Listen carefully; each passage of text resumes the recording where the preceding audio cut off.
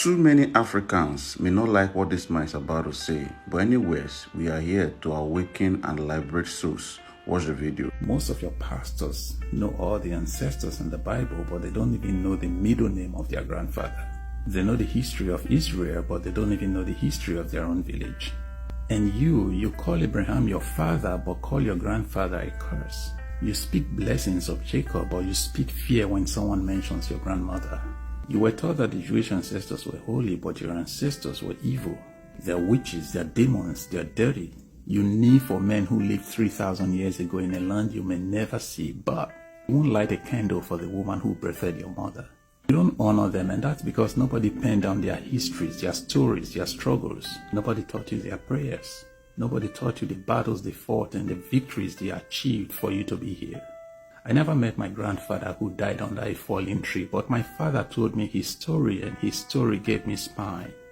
We refused to write our history, so they sold us one where Moses was a hero, but our ancestors were villains. You're so in love with Bible characters, but you've forgotten you had warriors in your blood. They built homes with their bare hands, they planted seeds, fought wars, survived chains, but you treat their memories like contamination.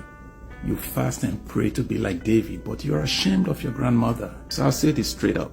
Sooner or later, you too will become an ancestor, and your great-grandchildren, your great-great-grandchildren will speak the same of you. You say this world is not your home, so you treat it like a hotel, trashing the furniture, leaving the mess and waiting for God to clean up after you. You say your reward is in heaven, so you settle for suffering. You romanticize poverty, you glorify pain, you baptize laziness because you believe eternity will fix everything. Your obsession with heaven is the reason you've made earth a hell. You let corrupt leaders rule unchecked because, as far as you're concerned, God will judge them. You refuse to plan because divine favor will open doors. You pray for angels but ignore architects. You sow seeds but never reap systems. You cry for rain but refuse to build reservoir.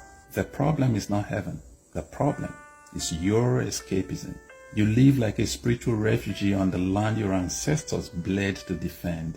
You say this life is temporary, so you invest in nothing. Building nothing? You don't start businesses, you don't write policies, you don't build schools, you don't build hospitals. You build churches in every corner and you wonder why your children can't read. You've traded responsibility for religion, wisdom for worship.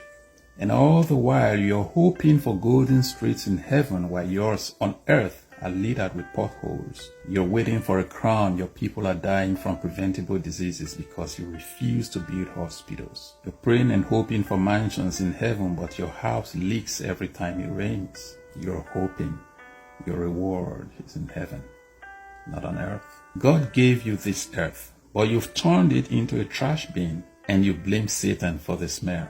You're not holy, you're hiding. You're not righteous, you're irresponsible. Because real people build, they plan, they cultivate, they leave earth better than they made it. If heaven is so important, why did God bother giving you a body, a land, a brain, and a generation? Maybe the goal wasn't to escape the world, but to transform it.